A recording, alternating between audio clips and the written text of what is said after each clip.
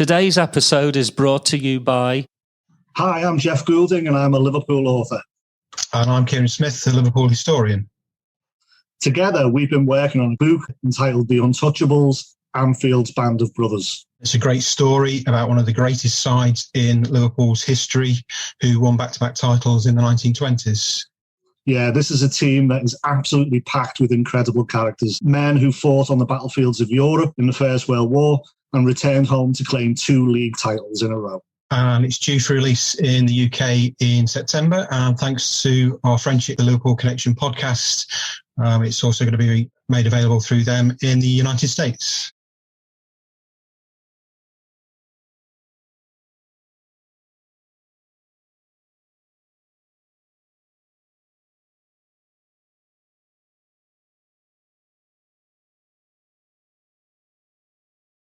Hello and welcome to the Liverpool Connection podcast. I am Daz and I've got Steve with me. And today from Redmond Tv, we've got Ross. How are you, mate?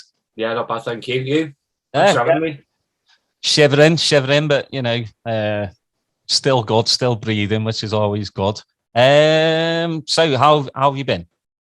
Yeah, not too bad. Just trying to keep my heart in check, watching Liverpool football, a couple of games of football. Don't tend to do things the easy way, but you know, we had a little talk before we started recording.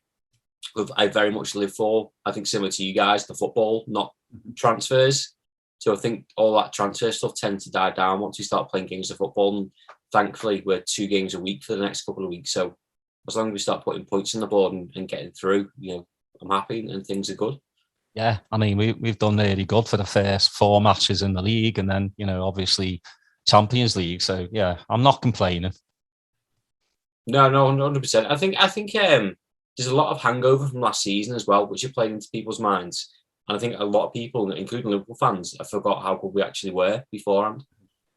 Yeah, see, that's one of the issues that I have with some of the fickle fans is I don't quite understand. Like, I think we would have won the league last season if we had Virgil and Matip and Hendo and Gomez fit. I do. You know, some people laugh at me, but you know, why couldn't they?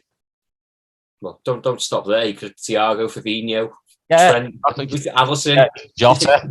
Yeah. If any other team in the league lost that amount of players for the period we did, I don't think they would have done better than us. Well, don't forget that United lost Maguire, 1 player. Oh yeah. Well, season 4, Man City lost Laporte for 3 months, and that was the reason they didn't win the league.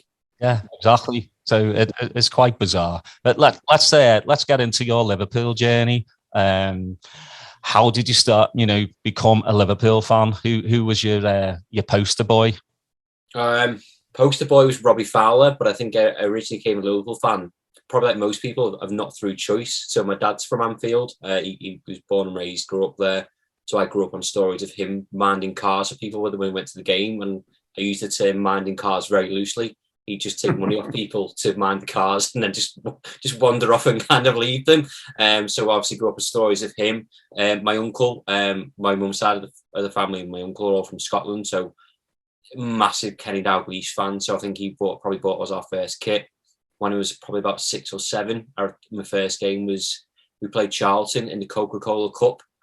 And I think it was 4-1 or 4-2. Robbie Fowler definitely scored that goal. And then from that moment, like many people, once you go up the steps, you're on the turf, you get your first experience. I went with my other uncle and some cousins and just little bits that you remember, and you just hooked from there on, I suppose, and then your interest grows. When was the first time like you went by yourself? You know, because I always tell the story. My granddad took me when I was 6 on, in the cop where you could stand and he'd put me on the shoulders, and then when I turned 14, I wasn't allowed to go, but I told my mum I was going somewhere else. But you felt big, once you went through the turnstile. I think I was quite a bit later, but I must have been about 15 or 16. We played Spartak Moscow in the Champions League. We played Spartak Moscow in the Champions League, and we won 5-0. And Salif Jow scored a goal. that's how. Yeah, there's a treasure that most people don't have. So I think we played that. We played Barwell in the same group as well. I think we drew 1-1. Milan Baros scored and that, but that was like 15, 16, starting to get into it, and started to go to more games. And then I chose a career which meant I didn't have a lifestyle, so I didn't go for quite a long time in between them. But it's just, you know, and then as you get older, it's been harder to get all the tickets. It's been impossible until I've got the job that I've got now, and I've been to loads in the past 4 or 5 years. Yeah, is that why you got the job? Well, no, not really. No, it all happened by accident. So I retrained to go and do football business and media, and I knew Redmond Tv because I used to watch it in kitchens with my mates. So we used to watch the build-up shows in the kitchen because there was, you know, nothing, you know, to do really. We can have it on in the background. And then Paul came in to university that I was at and said, I want some work experience, people. I started it, enjoyed it, just kept going more and more. You know, I was an intern, I wasn't getting paid, but I knew that from my work ethic that I built up from being a chef that, like, if you don't pull your weight, you know, you don't get a job. And the job wasn't there. So I just grew the social media channel, started making the money and got myself a job out of it. And they're just like, do you want a ticket for a game? Do you want to go to this? Do you want to go to that? Like, yeah, not to turn down the chances that I've missed out on for 10, 15 years to not go. And ended up going all around the world. So, you know, I've been to Naples, been to Germany, been to Switzerland, been to Qatar. So, you know, I count myself very, very lucky that I've, you know, had these opportunities to go to these places and you know, watching Liverpool become champions of the world is one of the happiest moments as a Liverpool fan. Ah, well, you don't need to boast. Sorry. Well, you used to start with the away days, didn't you? Yeah, because no one wants to go to them, you know, Yes. and it was easy to get tickets. And then they started, you know, you've got to have credits. And then it was just kind of like, it's a bit like the property ladder. If you like, once you're on there, I think you're fine, you know, but it's, again, now it's impossible to try and get on there to actually attain some credit. So, you know, and you do them, you know people that know people, but you got to pay through the nose to try and get there. So I did quite a lot of aways the season before last. Been to Bournemouth, Southampton, did quite a few of them. Actually, sometimes I prefer the aways because I think the atmosphere that is there is immense. Mm-hmm. I agree. Steve, bringing Steve in. Hey, Ross, thanks for coming on, man. I appreciate it. And, you know, You. you know, anytime we can visit with Redmen TV and Chris, and, you know, we appreciate the opportunity. I wanted to ask you a question because I know in your line of work and even in ours, you know, we speak to a lot of people that think they know football, right? And they know the finances and the business aspect and everything about everything. But you actually, you know, you went to school, you went and got the master's degree of in football and sport. How did you make that decision to take that course or that degree plan?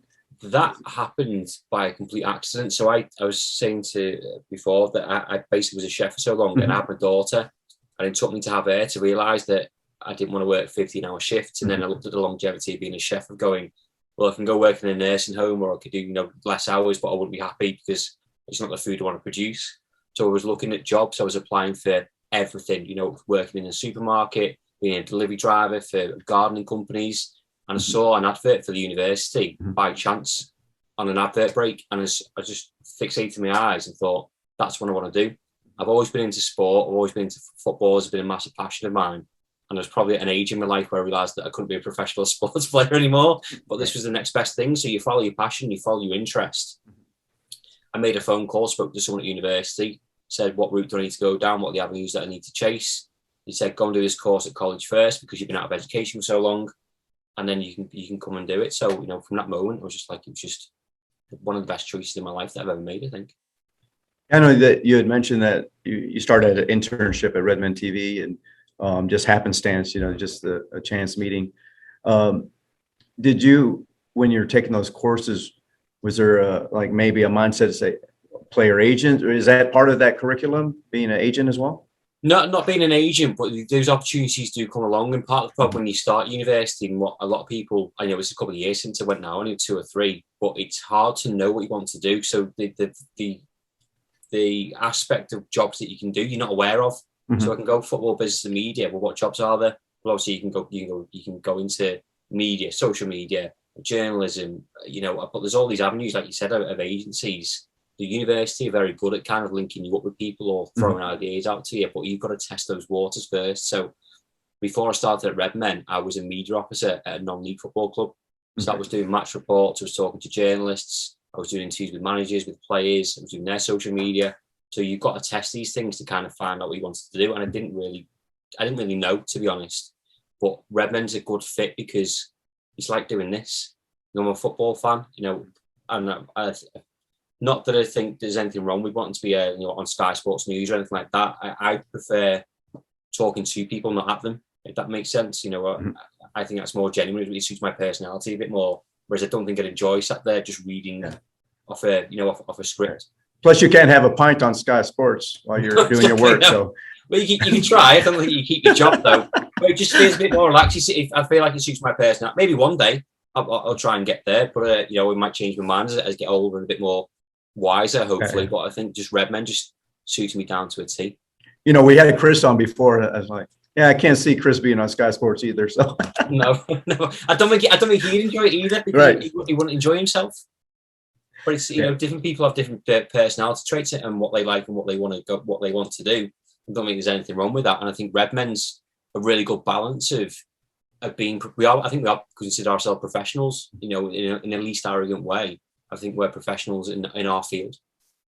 You know, it's interesting because like the Anfield Rap and Redmond TV, they started about the same time, you know, and this is when FSG was coming into purchasing in Liverpool, and you kind of have seen the growth of them, Redmond TV, and the way the club has interacted on social media aspects. Take us back into when you first started and how you've seen that growth, not just at Redmond TV, but also with Liverpool, the club. Yeah, I'd like to take a lot of credit for our social media, but I can't because I think you're spot on. It goes hand in hand with Liverpool's success. So I started probably 4 or 5 years ago when we started, you know, getting to Champions League finals and stuff like that. I think it was my first season, maybe my second. But I think the way that Liverpool have adapted and their record for this to speak for themselves, you know, their YouTube channels are one of the fastest growing. Their social media platforms, the club official ones, are one of the fastest growing as well. So I think the way that they engage, I think there's a lot to be said for Mohamed Salah as well, because he's a global icon. And I'm not boasting again, but when I went to Qatar, as soon as his name was read out, like whatever team we were playing or whatever stadium or wherever you were, there was a massive roar. So he's brought that global attraction as well as being very good at his job, obviously. So I think the club's just grown. I think, you know, people learn and adapt how to use social media. I mean, some people don't. And, you know, they're the fickle fans that we kind of mentioned before. But I think even the way that the club are with us, we've got a really good relationship with the club, which has been built from those past 10 years that Paul and Chris have been doing it. Same for the Anfield Rap. You know, we don't believe it or not, some people think that we're paid by FSG because of how we say things, but we just, that's how we feel. But, you know, I think fan media's come a long way in the past 10 years. And I think Anfield Rap and, you know, ourselves play a good role in that. You know, something interesting I read earlier was that Liverpool has double the subscribers on YouTube for Liverpool related channels than the next two clubs were the Manchester United, right? So double.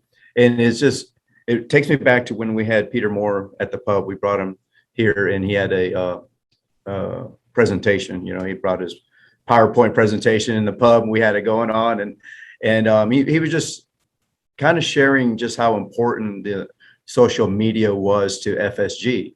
And you would think that everybody should be as interested in that aspect of the business, but it seems like FSG has really taken it upon themselves to make that a priority. Do you see the same way? Yeah, I think I say it from a Redmen aspect because that's my role at Redmen. But it's all essentially it's free marketing, and it's it's all about image and stuff like that. But I think more importantly for Liverpool, the way that they kind of internally promote themselves, whether it be retail, but even their YouTube channel has grown. But I like watching the inside Anfield bits. I like watching the little things that they do. Whether it's I think they did one with Corn, like sponsored content, where it's a bit different, and you see the personalities of the players. Like those little bridging the gap to, from fans to players, I don't think you see.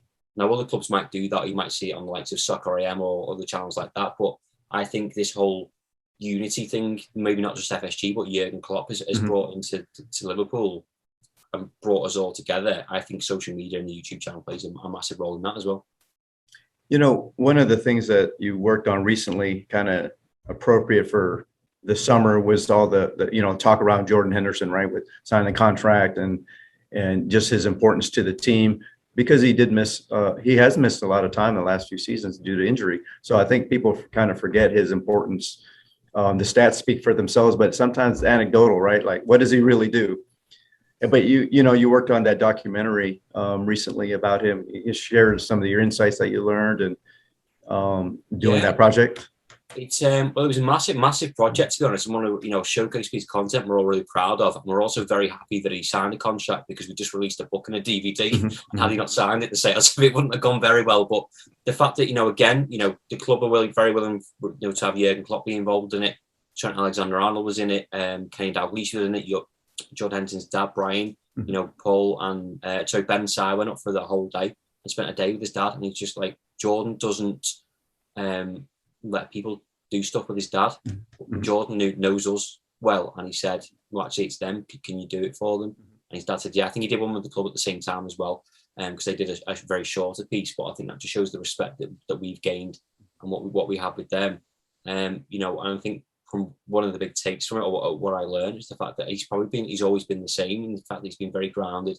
He's always worked hard, or kept himself very humble. We spoke to coaches that trained him at Sunderland, and that answered questions that Alex Ferguson about his gating and not running properly, and all the adversity that he kind of come through, to the kind of things that probably links with the social media talking now isn't just Liverpool based and they're not image based. It's like Jordan Henderson doing stuff with the NHS, doing stuff for LGBTQ.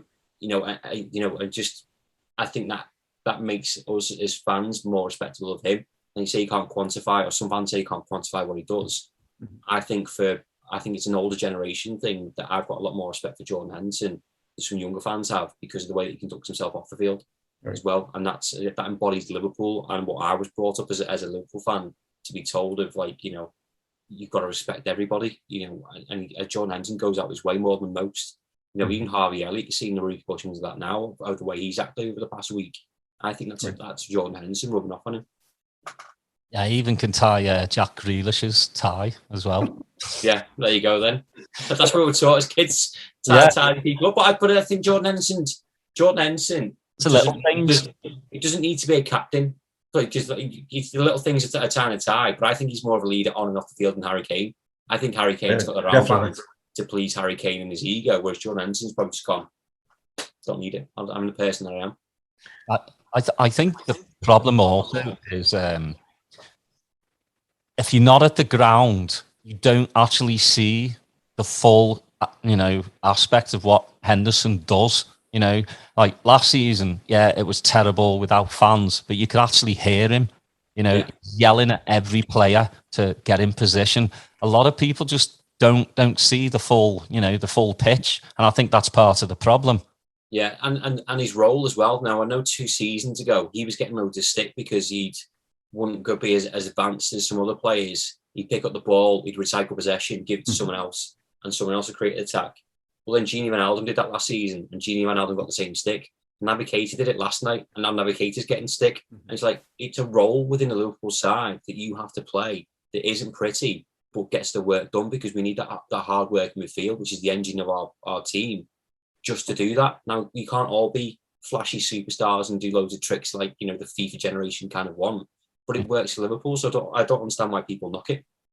I mean, Salah wouldn't be scoring the goals that he has at his rate without the work behind him, So I don't understand that either. Yeah, a lot of people just go on and on and on about him, but he's class on and off the pitch. Like, I mean, what he does for Liverpool, and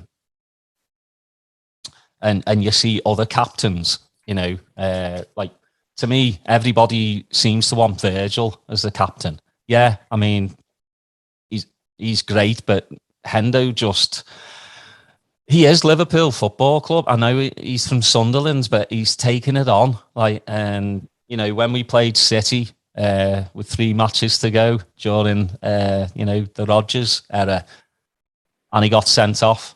That's why we never won the league. That's why we didn't win the league. And I argue with people about that, because if he would have played those last 3 matches, I believe he would have won the league.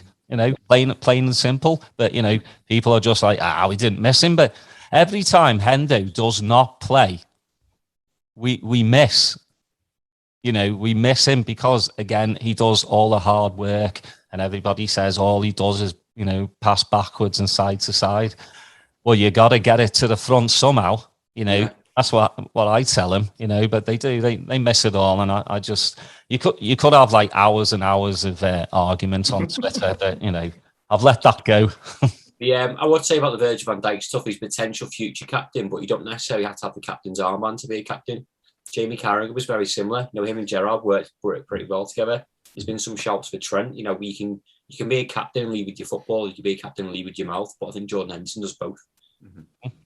What's your take on people wanting Trent to go in midfield? Mine is like, forget about Trent, put Matip. Yeah, put Matip up front. I'd rather see Matip up front than Divock Origi last night, but yeah, it turns out he did really well. So, I think it's nonsense. I think it's Gareth Southgate's trying to shoehorn him into a midfield because he doesn't know what to do at right back. Or England, the way England set up isn't the same as Liverpool. Now, Trent is a right back. I think a lot of people still have this perception of a right back is a right back from 20 years ago. Mm-hmm. The role of a right back has changed in the past 5-10 years, and Trent's probably done a lot of that himself. Of going away Liverpool play was he'd get him up high forward. He's got support for Salah. Fabinho will drop back and centre backs will split, so the position's more or less covered. And I don't think the perception that he can't defend is nonsense as well. Yeah. Okay, he might not be as good as Wan-Bissaka, he might not be as good as Kyle Walker, but he's still a kid. What is he, 22 years old? So people forget that because he's so good that he can improve and he can get better. So, the midfield stuff's nonsense, and the fact that he can't defend is also nonsense for me. Yeah, I put Matip in. I'm fine with that. In fact, one of the goals against Leeds was because of Matip bombing forward. And last night, that corner came from Matip going forward, and I think he went to Jota, and then we got a deflection. But I think he's so underrated as well.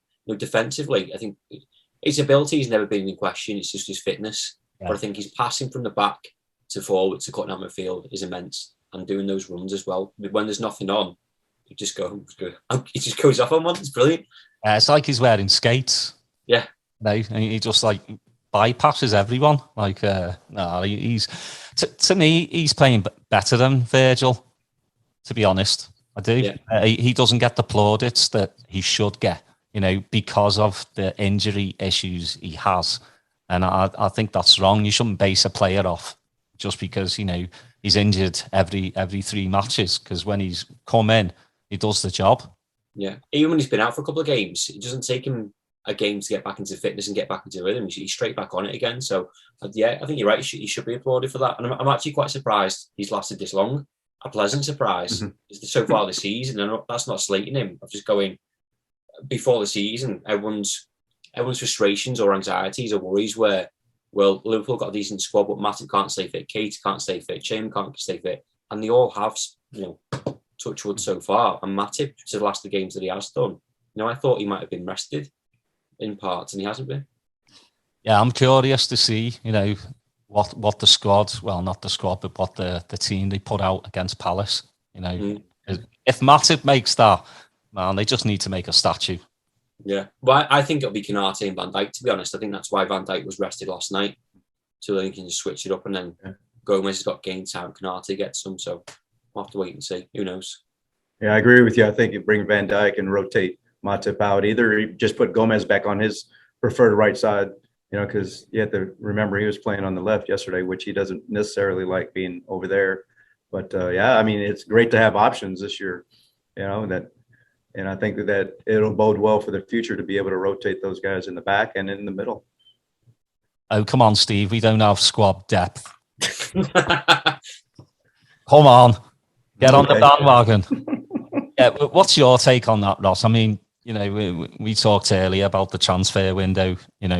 It's 2.5 months of just non-stop absolute garbage. Do you think we should have brought, 1 or 2 players in? Yeah, I think most of the fan base are in agreement of they would have liked another midfielder and they would have liked another forward. I was talking to someone yesterday about it, and it was quite bizarre the fact that everyone was frustrated last season that we never brought in a centre half because obviously Lovren went out and we didn't get one. But I think we took the opportunity while Thiago was available to buy Thiago. It was essentially the Gini Wijnaldum replacement before we knew Gini was going. And in this season we brought in a centre half. but then people are still crying out for a midfielder. We just did it, a different way around. How we bought a centre half last season when Lovren went, and then bought Thiago this season. No one's complaining. It's just we just done things differently because we took the opportunity. They would still complain. Don't worry. Okay, yeah. No, you're right. I think again it comes back to that frustrate. It's mad thing is I think everyone's in agreement of what Liverpool wants to do in the summer, but you've got this thing of top reds and bottom reds, and the problem is everyone wants the same thing, but it's the way people approach the conversation on social media which is a massive problem. Now I can go, I would have loved Liverpool to get a midfielder and a centre forward this summer. But I understand the situations and stuff around it, why we haven't. And I'm not going to cry about it, where you've got someone going, oh, we should buy a centre midfielder and centre forward. Like, we're going to lose, we're not going to get top four. The presenting opinion is fact. You don't know that we're not going to get top four. You're just waiting for that opportunity to happen. And I think it's just a strange thing to get angry about, in my opinion. I don't want there's an age thing, as we said before, like I'm not really bothered about transfers, whatever. I like watching the football. But I think people are then waiting for things to go wrong. Fabinho and Alisson, nearly never played the other day. And there was people going, "No, we told you we should have bought more people. Like we were supposed to foresee FIFA not letting our best goalkeeper and best DM not play football." So I think it's frustrating, and people always make the comparison to Chelsea and Man City. Liverpool aren't that club, and we're never going to be. We're sell to buy as much as people don't like it. That's a situation that you're in. If you're not happy with the owners, again, I understand that. I was really annoyed with them over the Super League stuff. I think, by and large, they've been good. Obviously, the trademark stuff wasn't good. The £77 ticket price wasn't good. The Super League wasn't good. But I was there when Hickson slept with her and going, you've got to be careful what you wish for. Mm-hmm. And if you are FSG out, again, that's fair enough. But who do you want in? Well, they want multi-billionaire sugar daddy who's going to spend loads of money in. But what happens if someone else comes in? Say FSG sold it in the summer and they didn't buy anyone. There's new owners, and then you buy anyone in January. Are we then new owners out, and then you just keep going through that cycle until you get what you want? It's not mentally. It's just not healthy. I'm here for the football. I'm not here for transfers. Well, that's the thing too. You look at the Etihad and how it's not full. Yeah, they've won all these trophies, and they're supposed to be a big club, but they're not full. And I think if oil tycoon or something, came in, you lose the soul of the club, and that's what Liverpool is about, is the soul and heart. And I just, again, don't understand people. It's the mentality, it's the FIFA manager mentality. They play too much. They think it works, in real life. Why aren't FSG buying this and this and this and this? Why didn't we go in for Messi? Why didn't we go in for, it's not real life, and people need to realize that. I don't see the problem with ambition and wanting players, but again, for me, it comes back to that approaching the conversation. Now, the conversation that all the way people approach it on Twitter, and this is from like both ends of the spectrum, by the way, I don't think people would have that in real life. That's why I like doing this, because we've done it before where we've had someone on Redmen. He's like he's not a fan of FSG, but he'll present his points, constructively, and we'll go, actually, you made some really good points there. Okay, you fair enough. It's just like, either you're FSG in, you're FSG out, or you're up their arse. I'm just like, well, no, I was just like, I'm not particularly. They've got the bad points, but you can't just like bring them all down and everything that you do. Yeah, the plastic fan thing. Yeah, is very annoying. Especially from some people. They're like, well, you're not a Scouser. You don't come from Liverpool, so you're just a plastic that supports them from abroad. Yeah, well, we're all supporters. Doesn't matter where you're from. For people that get up at 2 o'clock in the morning or 3 o'clock in the morning to watch a game of football, have my full admiration, because I wouldn't do it. I'd pick another sport. Do you know what I mean? What a judge would be into sport. So I think you're spot on. I don't think that's a fair criticism of people. And there is a lot of people that are from abroad that pay a hell of a lot of money for the opportunity to go and do it. And we're guilty of doing it. I've been to Toronto. I went and watched the Blue Jays. It's the same thing. You know what I mean? It's like you take the opportunity, or the tourist fans, I suppose that is. We're not guilty of doing it because you want that experience of doing something else. Mm-hmm. Yeah, I hate the word the day trippers. Yeah. They have money, they buy those shirts and all that stuff, and especially for the people that work outside, and with their own merchandise. Yeah. That's where they earn a living from all these people, because a lot of people that live there, they're not going to buy every single home match from those little carts. Yeah. But the people the tourists are gonna buy it as much as possible. So yeah, I have no problem at all with that. I want to get on to your. You are an author of 3 books. Yeah, I mean, mad. Did you ever think you'd be writing? No, 3 books? because I was very good at school until I got about year 9, year 10, and then I just turned into a bit of an adolescent idiot, and school didn't interest me, and therefore, my behaviour wasn't good. So I actually left school with no GCSEs. The passion was always there, but I think the commitment wasn't there when I was a teenager. So, never in my wildest dreams did I think that I'd write 1 book, let alone 3. So, I've got a passion for writing, and again, it comes back to that.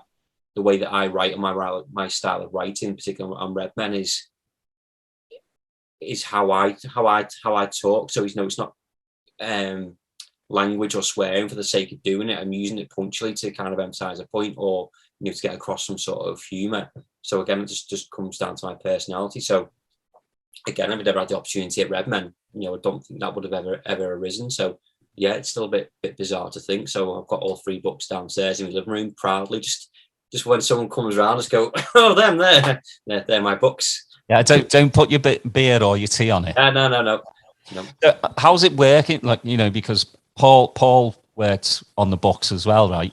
Yeah. How is it? Like, you just feed off one another? Like, I'm going to do this chapter, you do that one, or you do it? Yeah. So the first 2 that we did was it was a combination of like he'd do like match reports kind of, or like a diary thing after every game, and mine were play ratings. So then like I'd do some of that, and then like if he wasn't available for a game, I'd take over one of his, and vice versa. So it was kind of, we worked it that way. And then the last one that we did was a Jordan Henderson book. So that was me, Paul, and Ben. And we just took a couple of chapters each. Paul did most of the art, some of the artwork and designing of the actual book for that one. Ben did wrote most of that book, and a lot of it was transcripts from the interviews that we kind of did for people that hadn't seen the documentary. And I had a chapter at the end which didn't really require that many quotes, to be honest. It was just kind of a summarization of Jordan Henderson, which again, we could all sit here and write probably. So we just take it in turns. And then we didn't do one last season because the first 2 that we did were kind of, I think one was we won the league, I think, and the other one was Champions of Everything, where we won everything. And then we didn't win anything last season, so we started writing it, and it just all got kind of pushed to one side. And then thankfully it was Jordan Henderson's 10 years. So hopefully we're going to try and do one a season, or 2 more if we can. I'm going to try and do a Liverpool stickman figure book. Yeah. Do a flick one. Yeah. Hey, there's probably money in that. There's loads of goals you could do. Yeah. Hey, Ross, I want to ask you a question. Since you guys did that documentary, do you feel like there could be another documentary in the works, in the future? What are your future plans on projects? Yeah, so we're doing one at the minute, which is kind of a documentary on the murals around Liverpool. Mm-hmm. So obviously we did one ourselves for Jordan Henderson. There's the Trent one. There's a Gerrard one which has just gone up, which is relatively new. There's Ray Clements. Mm-hmm. So there's stories of how they came about, the people that made them, why they were made. So we've done them ones, and there's ones on the website already. So we did one on Brendan Rodgers and his rise and fall at Liverpool, which is on there. So we spoke to journalists at the time, like Mel Reddy. Is involved in that one. We did one on Atletico as well, or the coronavirus. We spoke to people that worked in the NHS, people that went to the game, spoke to MPs, and the story of why that game shouldn't have gone ahead, and the effects on that and what happened. So it's a little bit, it's not as cheerful as 10 years of Jordan Henderson, but it's something different. But I think that's the direction that we want to go in at Redmond TV, is not just kind of do match day content. So I think we've knocked it on the head doing interviews outside the ground this season, because we're doing watch longs and doing other bits, and we just want to move into that kind of bespoke, kind of a Netflix thing for Liverpool Football Club, and do some more documentaries. So once we've done that one, we did want to do one on the treble season, because I think it was the anniversary this year, but we didn't get time to make that one because there's only 5 of us working. So when things come up, the idea is to do documentaries, and obviously we're building network, we're building people that want to work with us. I think the last one that we did, and the people that were in that one, it invites more people. Once you've spoken to a handful of people, Gareth Southgate was in that one as well. I've just slated him, and I got told to stop slagging him off on Twitter because we were trying to arrange an interview with him. When you get those people and they start to respect you and they know people, and then you can ask other people and go, we spoke to such and such and they worked with us before. You start to build things up. So that's the direction that we want to go in. I love talking about the murals. I just interviewed Paul Curtis. Okay. We did the Anne Williams one and the Live Bird Wings. And it's just great, the stories, because it's out there. I mean, like, they're amazing artists. And it takes them, 2-3 days to especially the ones on the gigantic walls. I mean, it must make you lot so proud, to have that. A proud moment, and we had ideas of which play we wanted to do and why we wanted to do it. What quote we put on the wall. And that quote was from Jordan Henderson himself. But for all the reasons that we eulogised about Jordan Henderson, it was very fitting that it was him at the time, because we'd probably gone for a Carragher or a Gerrard or whatever else. But I think you said it spot on before. Jordan Henderson is Liverpool.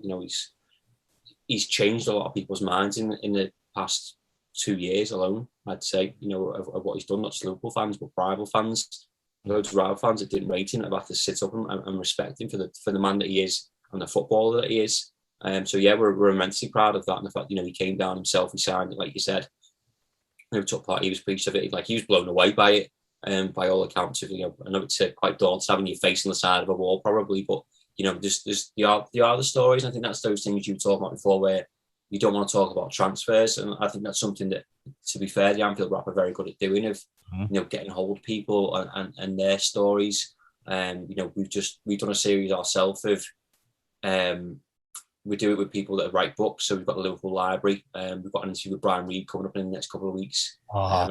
Peter Kelly Jones has got another book that's coming out. Jeff Goulding's got another book coming out. So it's, again, talking about their books, why they've done that, why they've written that. Equally, another Wrap have done some with Liverpool artists, not the ones who do murals, but the ones, loads of Liverpool artists on the Liverpool scene that are incredible. Why did you become an artist? Why have you done this piece? I find that really interesting.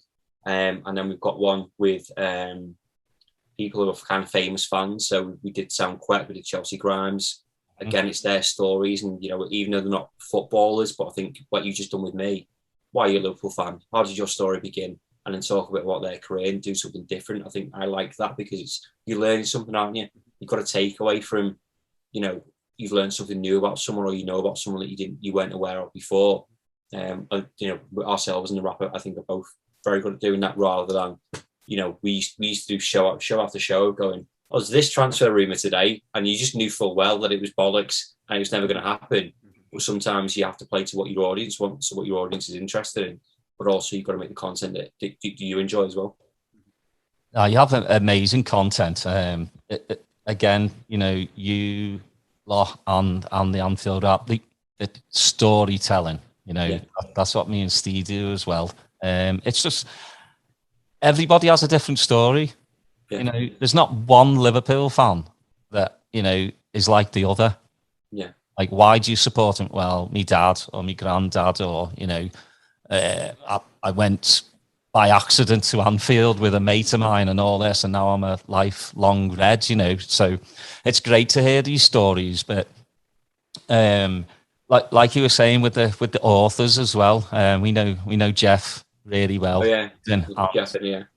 I cannot wait to read The Untouchables. Yeah. I mean, that's how much I love Liverpool. I don't want to just watch a replay of yesterday's match.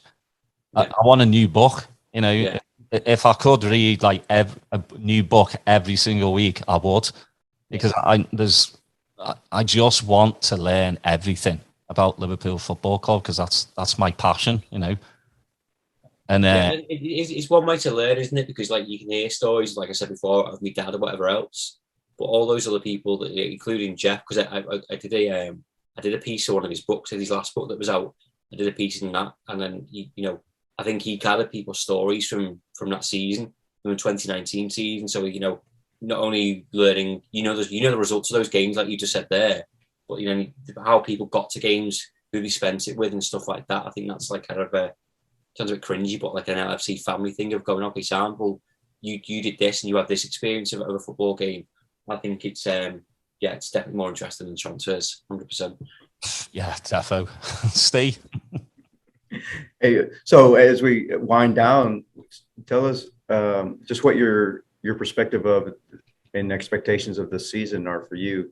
I know that we've spoken about it before, and that we have pretty high expectations that we can compete for the title. Where do you see the team fitting in this season, and Champions League and in the Premier League? Yeah, I think both. And I think we can compete for both, whether that's individually or the last season of the Champions League and a title run as well. But as I said before, I think this Liverpool team has been written off by rival pundits and players, and even our own fan base. I just think we're not going to finish anywhere near. Mm-hmm. We're already starting to see the effects of okay, before last night, what did we concede? 1 goal in the league. Liverpool are starting to resemble. My big take from pre-season was Liverpool are starting to resemble a Liverpool I recognise. And for so long, last season was so hard, and it was just a bit of a slog. And we've got to go again. We've got to go with James Milner, Gino, and Adam Curtis-Jones in midfield. We've got 2 inexperienced kids at centre back. It was horrible, but we got through it in the end. But I think people have forgotten the 2 seasons before when we were by miles. 97 points and 98 points, whatever it was with Manchester City. But that doesn't happen. This is the best team in my lifetime at Liverpool. We've got that, but we've got a Thiago in the side now. Konate's joined, and Diogo Jota, who hopefully won't get played in the Champions League game. It doesn't matter, and get injured for 3 months. Mm-hmm. We've got options. I get the fears and anxieties of Oxlade-Chamberlain, Naby Keita, Joel Matip, and whether we can do it. But I just don't think what happened last season will ever happen again to another club, let alone Liverpool. You listed the amount of injuries that we had before. It just doesn't happen. So I get people's anxieties, and I think people also forget that Naby Keita and Chamberlain were fit for the latter part of last season. And Klopp, they were on the bench, and Klopp said, I wasn't playing them because they've effectively had 4 months of pre-season to make sure that they're right for the season, which was a massive gamble at the time. But I was getting annoyed going, well, Chamberlain's on the bench, why is he not doing anything? Well, Klopp's like, well, I need to maintain his fitness. So they've had build-up. So I have an agreement with you two guys. I think Liverpool, I think it'll be difficult because Chelsea have improved and they've won the European Cup, so they're on cloud 9. Man City are always going to be a threat, despite whether they've got a striker or not. I think they've scored 16 goals so far this season, or they've had 16 different goals scored. They've scored a lot of goals anyway. And Manchester United have improved. They bought Rafa Varane, who hopefully will sort out their defence or help Harry Maguire. Jadon Sancho, I think, is a brilliant player. It's certainly the best of him. And I think Ronaldo is the missing piece for them in terms of he's a goal scorer, but I also think that mentality and leadership that he brings is something that the manager doesn't have. But I think what he will teach players around him and bring up, and having fans back as well, even for Manchester United, I think is huge. They still have Fred, though. Yeah. He scored the other day, didn't he? I know, but good God. I mean, a midfield of McTominay and Fred is just... Well, I mean, you got to look at last season as well, the amount of injuries, and we still got 3rd. That's got to make the other teams like... We had 22 centre-back partnerships last season, and we conceded less goals than Man United. And I think we finished 2 points behind them in the end. I think it was 5 points behind. It was very close anyway. Yeah. So, I think it's the perception of Manchester United is completely different. I think Gary Neville said it. Man United can have more points on the board and finish worse than he did last season. I think he's right, because I think that was the whole thing was skewed of Man United finished second, great. But why did they finish second? Because there was no one near them. Like, how terrible were we? And how many injuries do we have? And we finished 3rd. Yeah, we put a nice run together at the end while they were fading. You know, that's why we did it. But I know you're not going to Cop Canada, which you know you should have a nice little chat with Paul and Chris about that. I just want to plug that. It's Cop Canada. It's in Vancouver, and it's November 5th through the 7th this year. They've got John Aldridge, Phil Thompson, Bruce Grobbelaar, Redmond TV, and the legendary musician Pete Wiley. So if you want to go on copconnect.com and get tickets. It's going to be a great event. If you can't make that one, they've got Cop Vegas, so you can bring your bikini and all that good stuff. I know Steve's going to bring his one. I don't leave home without it. Be interesting to see what state Paul and Chris come back in after a weekend on the lash with John Aldridge and Bruce Grobbelaar, to be fair. If they come back. If they come back. If they come back, yeah. Well, it's been an absolute pleasure, Ross. I really appreciate, you spending a bit of time with us and chatting. No problem. Thank you very much for having me. It's been a pleasure. It's been a long time in the works, hasn't it, to be fair? I know. Yeah. Finally got there. I know, because it started actually in November, I think I asked you. Was it, yeah? Yeah, and then just, I've got 4 kids, so they take up most of my time. So it's like, oh man, I never got back to him. Maybe I should, Yeah. And I know you're busy with the show and everything, or with shows. So yeah, I'm just glad it came to we got you, and I've really enjoyed it. I'm well happy. Hopefully, I'm hoping to come home before Christmas, but that all depends on the pandemic and stuff. If not, I'll defo be home for when we lift the Premier League trophy. So we'll go for a pint in Churchtown then. Oh God! At the Hesketh. Is it? Yeah. Oh wow! It's nice. The Hesketh's lovely. It's that little stretch of Churchtown is dead nice. It's round the corner from your mum and dad's, but it's like the Hesketh, the Great Barn. There's the Botanic Road. There's a load of bars down there, but it's nice and quiet. Yeah, I love the Hesketh. I used to go get a ploughman's lunch and a couple of pints. There you go. Well, I appreciate it, Ross, and thank you very much. Thank you everyone for listening. And this should be out in hopefully about a week to 10 days. And if you want to get at us, atxreds.com. Our Twitter is at atxreds. And again, thank you from me and from Steve. Cheers, everyone.